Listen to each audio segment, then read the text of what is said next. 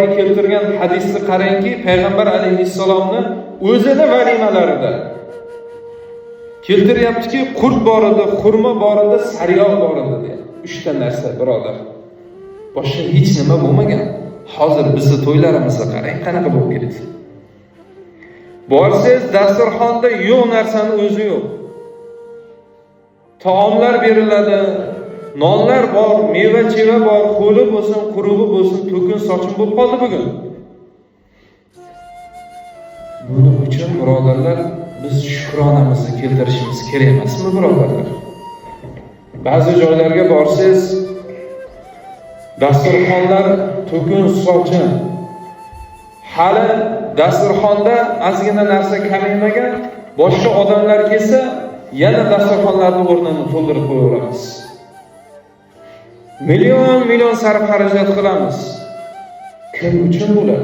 Alloh uchunmi? Alloh uchun qiladigan bo'lganimizda dasturxonlarni bunaqa isrof qilib qo'ymagan bo'lardi. Agar haqiqatdan men Alloh uchun qilaman, Rasulullohning yo'lidan yuraman deydigan odam bunaqa qilmaydi dasturxonni.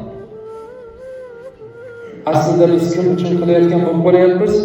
Ham meni to'yim falonchini to'ydan ortiqroq bo'lsin. Qo'shnim o'tgan galda to'y qiluvdi, jahaz zo'r qiluvdi, odamlar juda gapirib maqtashuvdi. Meni to'yim unikidan zo'rroq bo'lsin degan niyatda qilyapmizmi? Kim uchun qilyapmiz, birodarlar?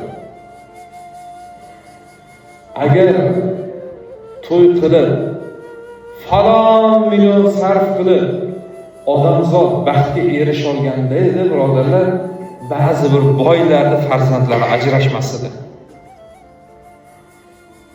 Oilasida baxtsizlik bo'lsa, darrov to'yni qaytadan qilaveradi. Shunaqa boylar bor, birodarlar.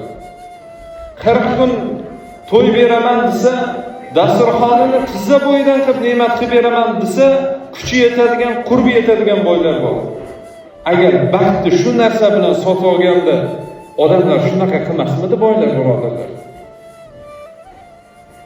Biz to'y qilamiz deyapmiz-ku, to'yimizni avvalida isrofgarchilikdan boshlayapmiz.